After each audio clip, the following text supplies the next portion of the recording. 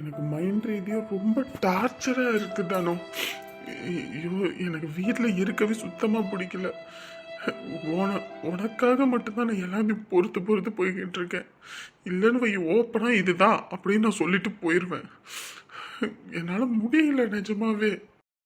உனக்கே தெரியும் என் அம்மாவே எனக்கு எவ்வளோ பிடிக்கும்னு. பாவம், என் அப்பா கொடுமைக்காரன், குடிக்காரன், 10 ரூபாய்க்கு கூட வக்கல்லாதவன். அவன்கிட்ட போராடி கஷ்டப்பட்டு என்னை வளர்த்து இன்புட்டு தூரம் ஆளாக்குன மனுஷி. அதை நல்லா வச்சுக்கணும்னு தான் நான் கஷ்டப்பட்டு படித்ததாக இருக்கட்டும். அது ஒரு சொந்தக்காரன் முன்னாடி தலை நிமிர்ந்து நிற்க வைக்கணும்னு நான் அவ்வளவும் பண்ணினேன்.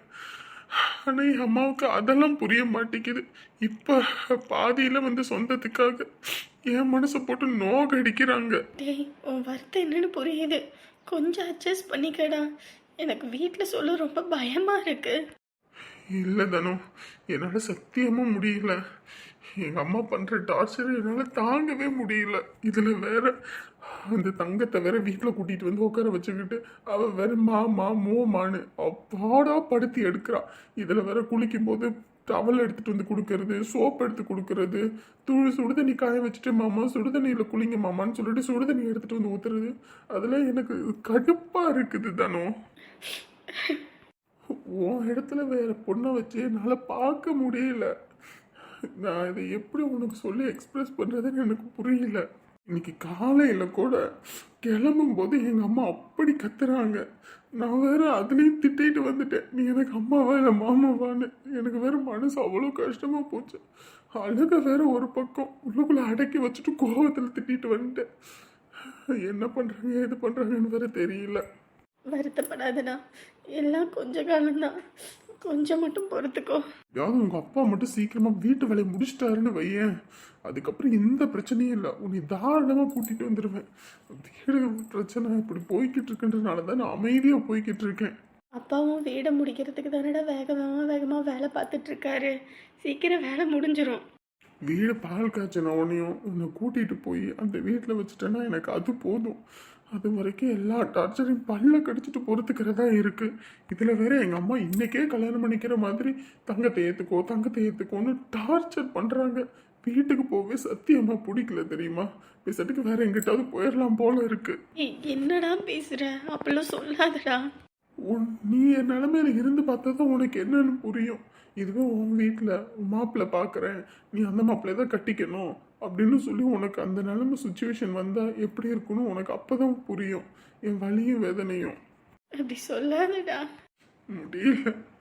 முடியலம்மா எனக்கு. பெற்றவங்கள மீறி அவங்களோட ஆசையெல்லாம் கெடுத்து நம்ம சந்தோஷம்தான் முக்கியம், அவங்கள பற்றி நம்ம கண்டுக்கவே தேவையில்லை அப்படின்னு முடிவெடுக்கிற பிள்ளைங்களா இருந்தா எப்பயோ இந்த கல்யாணத்தை பண்ணிட்டு உன்னை வீட்டை கூட்டிட்டு வந்திருப்பேன். அவங்களையும் தலை நிமிர வைக்கணும், நம்மளும் நிம்மதியாக இருக்கணும். கஷ்டப்பட்டு நம்மளை வளர்த்துருக்காங்க, இவ்வளோ தூரம் ஆளாக்கியிருக்காங்க. அவங்கள எங்கேயும் கஷ்டப்படுத்திடக்கூடாதுன்னு ஒவ்வொன்றையும் பார்த்து பார்த்து பண்ணுறதுனாலே என்னவோ தெரியல. 2 பேரும் கஷ்டப்படுறோம். டேய், புரிஞ்சுப்பாங்கடா. அதான் மாமா நமக்காக பேசுறேன்னு சொல்லியிருக்காருல. அந்த ஒரு காரணத்துக்காக தான் பொறுத்துட்ருக்கேன். எப்படியாவது அவர் பேசிட்டாருன்னா கூட பரவாயில்ல. அடி பாவி, வாயை திறக்காமே இருக்காளே. ஐயோ, பாரின் சரக்கு எனக்கு இல்லை. அந்த பயலுக்கு மட்டும் தெரிஞ்சது என் சங்கை காலை வச்சு நங்கன்னு மிதிச்சு போடுவானே. அடியே, எதுக்கடியே குதிச்சு தொலைஞ்ச? ஏனே அப்படியே இருக்கீங்க? வயிற்ற நல்லா அமுக்குங்க. தண்ணி எதுவும் குடிச்சிருந்தா வெளியே வரட்டும். அம்மா, நான் என்ன அமுக்காமியமா இருக்கேன்? நல்லா தான் அழுத்துறேன். நான் அழுத்துறதுக்கு குடலு குந்தானிலேருந்து எல்லாம் வெளியே வரணும். ஆனா அமுக்கு நீ ஒன்னும் வெளியே வராம படுத்து கிடக்குறாளே. ஒருவேளை மண்டைய கிண்டைய போட்டாளா? அண்ணே, வாய் மூடுங்கண்ணே. என்ன வார்த்தை பேசுறீங்க? அம்மா, சொன்ன உனக்கே இப்படின்னா இவளுக்கு ஏதாவது ஒண்ணு ஆகி போயிடுச்சுன்னு வையே, இவன் பையன் எங்க பையன் என்னைய அப்படியே நங்குன்னு மிதிச்சு இவளுக்கு பக்கத்துல குளித்தோண்டு புதைச்சு போடுவாம்மா. நான் ஒண்ணுமே பண்ணலம்மா, உங்களுக்கே தெரியும் தானம்மா. இவன் இது குதிச்சா அதுக்கு யாதான் காரணம்னு அவன் என்னைய போட்டு சாவடிச்சு போடுவாம்மா.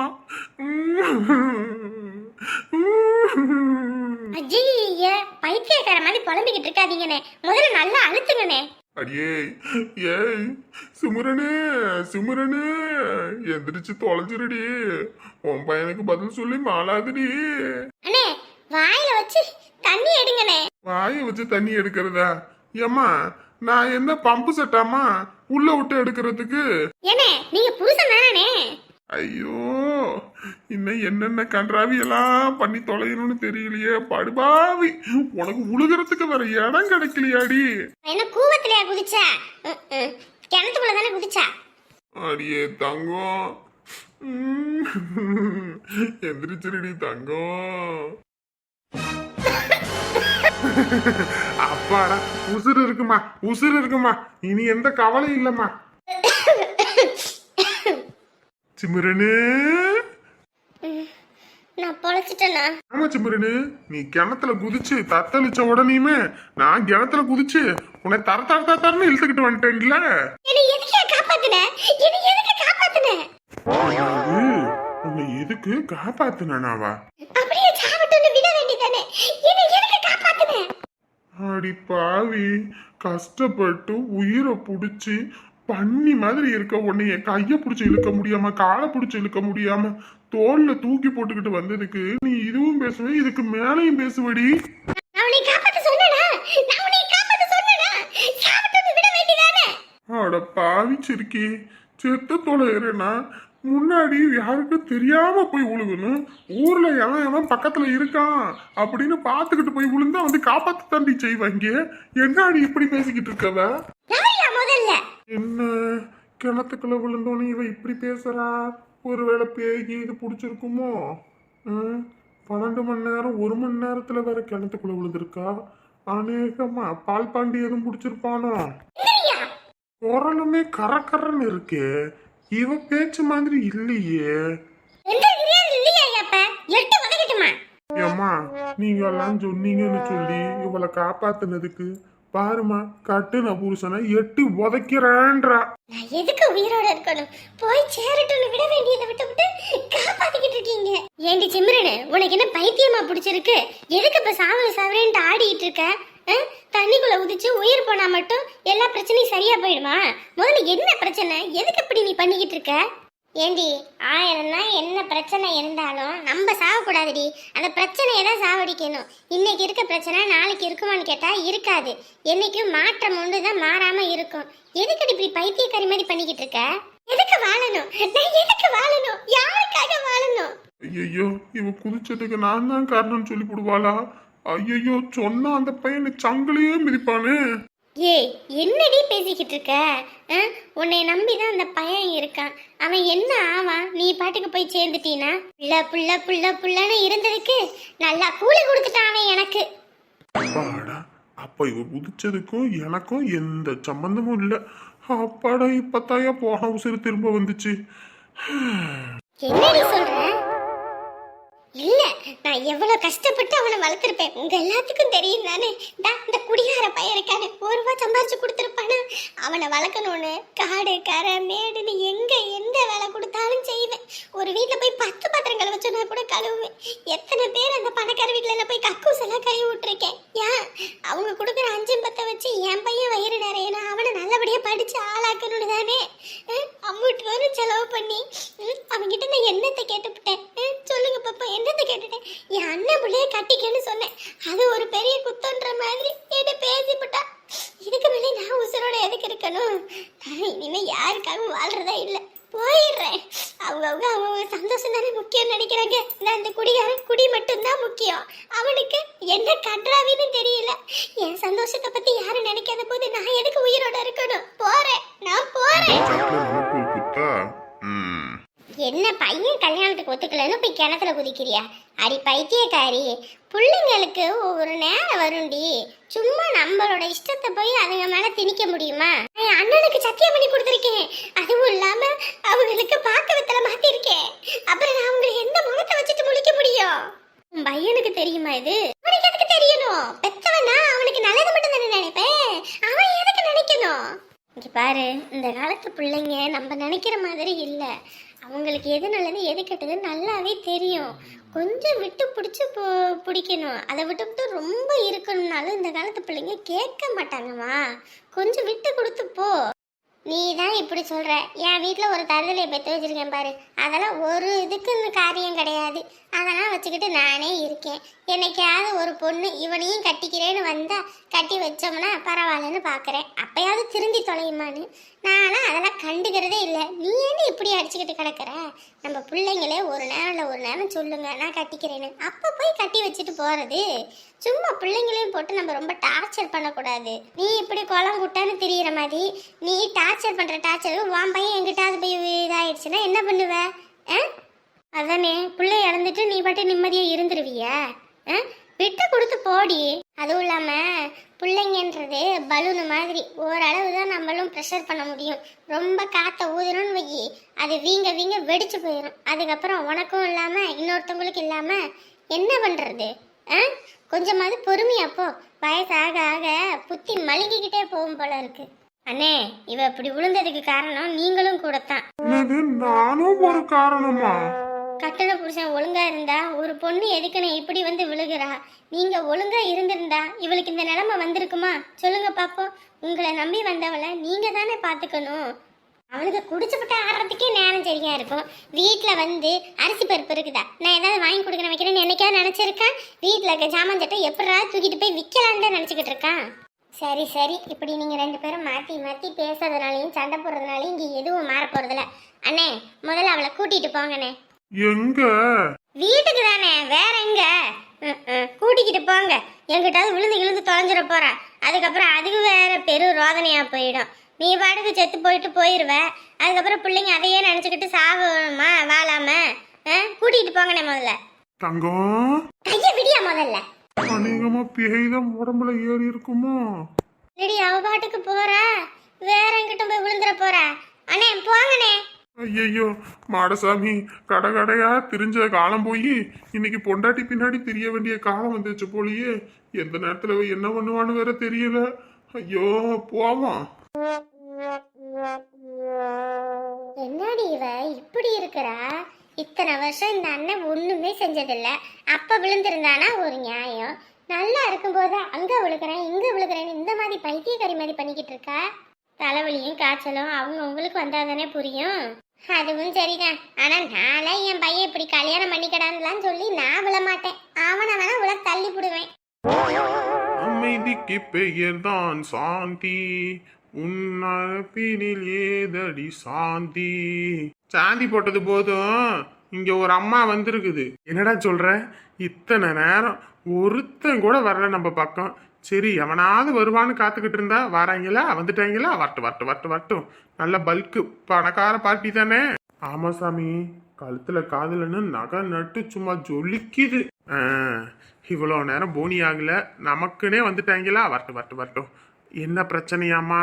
எதுவும் விசாரிச்சியா? அதெல்லாம் நம்ம கூட்டுற கிளவிய பக்கத்துல உட்கார வச்சு என்ன பிரச்சனை ஏது பிரச்சனைன்னு கேட்டேன்.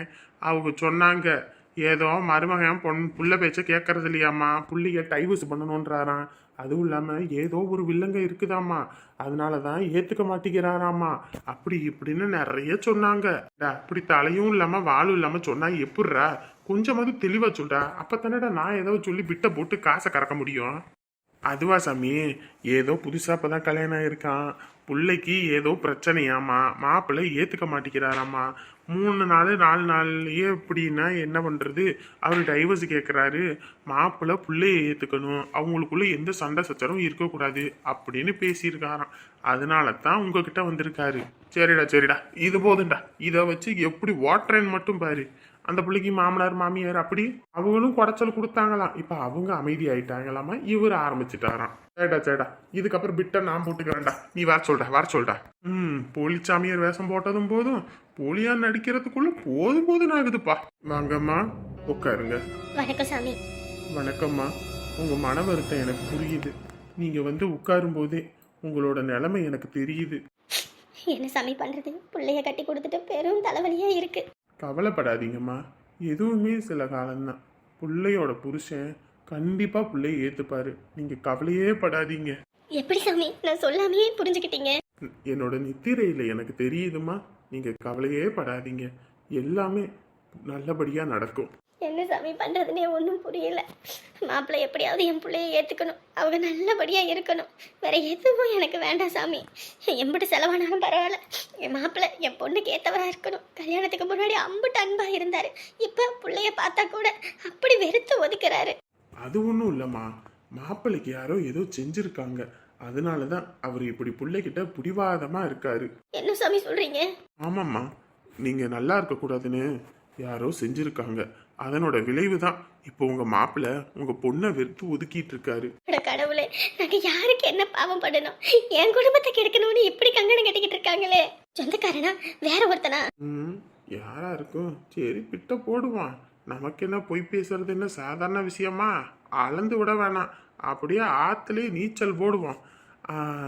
சொந்தக்காரன் ஒருத்தன், தெரியாதவன் ஒருத்தன் அப்படின்னு ஆளாளுக்கு செஞ்சுருக்காங்கம்மா. அதனால தான் புள்ள வாழ்க்கை இப்படி இருக்கு. ஐயோ ஆண்டவனே, சொந்தக்காரனும் வேற ஒருத்தனுமா? யாரா இருக்குன்னு தெரியலையே, பழபாவி பயலுங்க. இன்னும் 4-5 பிட்ட சேர்த்து போடுவான், அப்போ தான் காசை கறக்க முடியும். அது மட்டும் இல்லைம்மா, இவங்க உங்கள் வீட்டில் சாப்பிட்டவங்க தான். உங்கள் வீட்டில் என்ன நடக்குதுன்னு அவங்களுக்கு எல்லாம் நல்லா தெரியும். அதனால தான் நீங்கள் நல்லா இருக்கக்கூடாதுன்னு செஞ்சு விட்டாங்க. இருக்கும் இருக்காமையா இருக்கும். எங்கள் குடும்பத்தை கெடுக்கணும்னு தானே கங்கணம் கட்டிக்கிட்டு இருக்காங்க. அவங்களாம் நல்லாவே இருக்க மாட்டாங்க. இன்னைக்கு நான் விடுற கண்ணீரை அந்த குடும்பம் வடிச்சே தீரும். கவலைப்படாதீங்கம்மா, கடவுள் பார்த்துப்பாரு, சரிங்களா? சரி சாமி, இப்போ என் மாப்பிள்ளை என் பொண்ணை பேச்ச கேட்பாரா கேட்க மாட்டாரா? இல்லை என் பிள்ளைக்கு இந்த வாழ்க்கையை அமையாம போயிடுமா? கடவுளுக்கு என் பிள்ளை வாழ வெட்டியா தான் இருப்பாளா? என்னது இந்த அம்மா என்ன சொல்லுதுன்னே ஒன்றும் புரியலையே. வாழ்க்கை இது 2வது வாழ்க்கையா? ஐயோ ஒன்றுமே புரியலையே. சரி அடிச்சு விடுவான், கவலைப்படாதீங்கம்மா. அதுக்கு கொஞ்சம் செலவாகும், பரவாயில்லைங்களா? எம்பிட்டு செலவானாலும் பரவாயில்ல, என் புள்ள நல்லா இருக்கணும். கழுத்துல காதுல கையிலன்னு பார்த்தா கூட எப்படி 10-15 சவரனுக்கு மேலே தேரும். இந்த அம்மா கிட்ட காசை கறந்துட வேண்டியதுதான். ஒரு 50,000 செலவாகும், பரவாயில்லையாம்மா? 1,00,000 ரூபானா கூட நான் தரேன் சாமி, என் புள்ள நல்லா இருக்கணும். சரிம்மா, நீங்க கவலையே படாதீங்க. அந்த இடத்துல காசை வைங்க. எங்க சாமி? அந்த கும்பத்துக்கிட்ட வைங்கம்மா. அதடி சொன்னமுனே 50,000 வச்சு பிடிச்சே. இப்படின்னு தெரிஞ்சிருந்தா 1,00,000 கெட்டிருக்கலாமே. ஐயோ. சரி, இதுக்கப்புறம் இந்த மாதிரி தினந்தோறும் வர வச்சு காசை கறந்துட வேண்டியதுதான். இந்த மாதிரி இழிச்சவங்க 2 பேர் இருந்தா போதும், என் வாழ்க்கையை ஓட்டி போடலாம். பக்கத்துல இருக்க கயிறு எடுத்துக்கங்கம்மா. சரிங்க சாமி. இதை கொண்டு போய் கட்டுங்க. இதை கட்டியும் உங்க மாப்பிள்ளை பேச்சு கேட்கல அப்படின்னா அமாவாசை நேரம் அர்த்த ராத்திரி சுடுகாட்டுல வச்சு நல்ல ஒரு பூஜை பண்ணணும். அது பண்றதுக்கு கொஞ்சம் செலவாகும், அதை மட்டும் செஞ்சுட்டோன்னு வைங்க, உங்க மாப்பிள்ளை உங்க பொண்ணை பேச்ச மட்டும்தான் கேட்பாரு, வேற யார் பேச்சையும் கேட்க மாட்டாரு. சரிங்க சாமி, சரிங்க. அப்படி பண்ண என் மாப்பிள்ளை பேச்ச கேட்பாரா? கேட்பாரு. அதுக்கு எம்பிட்டுங்க செலவாகும்? எம்பிட்டு செலவானாலும் பரவாயில்ல, என் சொத்தை வித்த கூட கொடுக்குறேன். கவலையப்படாதீங்கம்மா. அதுக்கு நமக்கு ஒரு 3,00,000 ரூபாய் கடன் இருக்கு. போதாத குறைக்கு இந்த பயலுக்கு வேற ஒரு 3 மாசம் சம்பள பாக்கி வேற இருக்கு. இந்த இடத்துக்கு வாடகை கொடுக்கணும், இல்லைன்னா அவன் கழுத்தை பிடிச்சி நெரிச்சு போடுவான். மொத்தமா ஒரு 7,00,000 ரூபாய் ஆகுமா? அப்படிங்களா சாமி? சரிங்க சாமி, 7 லட்சம் தானே, 8 லட்சமா கூட தரேன். என் மாப்பிள்ளை பேச்ச கேட்கணும் சாமி. அதெல்லாம் தைரியமா கேட்பாரு, நீங்க போயிட்டு வாங்க. இதை கட்டுங்க. கேட்காத பட்சத்துல நம்ம அந்த பூஜையை பண்ணுவோம். ஆனா அது ரொம்ப சக்தி வாய்ந்த பூஜைமா, யார்கிட்டயும் சொல்லிடக்கூடாது. காசை மறக்காம எடுத்துட்டு வந்துருங்க. சரிங்க சாமி, எப்படியாவது என் மாப்பிள்ளை என் புள்ள பேச்ச கேட்கணும் கடவுளே. காசு பணம் துட்டு மண்ணி காசு பணம் துட்டு மண்ணி நல்ல வாங்கி சம்பாதிச்சத நார வாங்கி திங்க போறேன். இப்படி 4 பேர் வந்தாங்கன்னா போதும், இவங்க தலையில நல்லா மிளகா அரைச்சு போடலாம். அதுவும் இல்லாமைய வர்றவங்க 3/4 பேரு அவங்க சொந்தக்காரங்க மேலதான் கடுப்பா இருப்பாங்க. அவங்க தான் இந்த மாதிரி பண்ணாங்க, அவங்க தான் உங்க பிரச்சனைக்கெல்லாம் காரணம்னு ஒரு துண்டு சீட்டை மட்டும் எழுதி போட்டோம்னா போதும், இவங்க அப்படியே மனசு மாறி நம்ம கேட்கறதெல்லாம் கொடுத்துருவானுங்க. இனி நம்ம காட்டுல பணமழை தான்.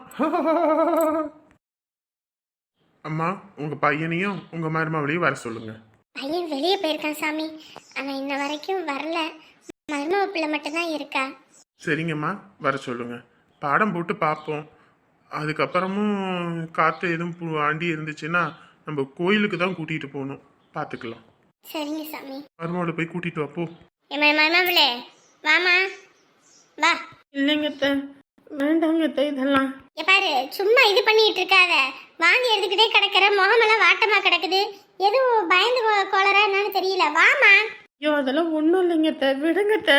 இங்க பாரு உனக்கொசரம் அங்க இருந்து கூட்டிட்டு வந்திருக்கோம். அவங்க வேலை பொழப்புக்கு எடுத்து ஒன்றும் வரல சரியா? வா முதல்ல. ஏமா வாமா. இல்லை நான் வரல.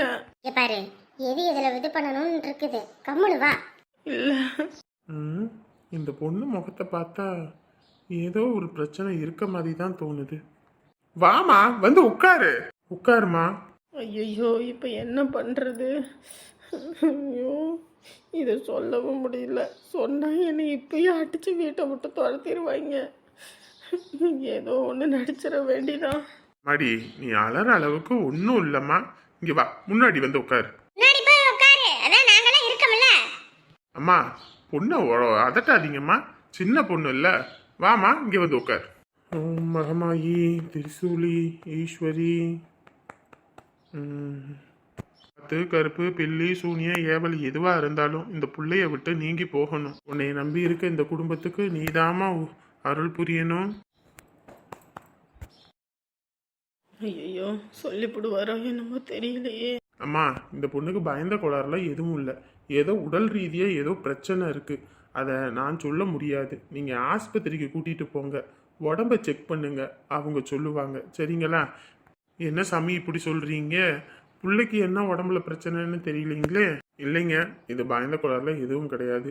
அப்படி எது இருந்தால் ஆத்தா மகமாயி என் கருமாறி என் கண்ணில் காட்டிடுவா. அப்படி எதுவும் இல்லை இந்த பிள்ளைக்கு பிரச்சனை.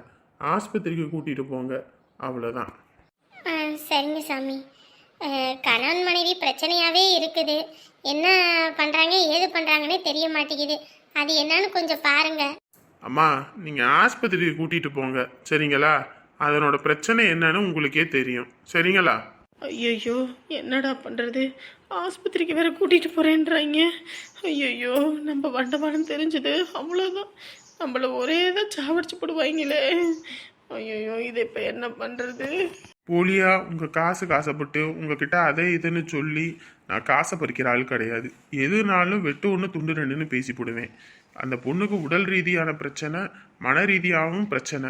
அதை நீங்கள் தான் பார்த்து தெளிவுபடுத்தணும் சரிங்களா?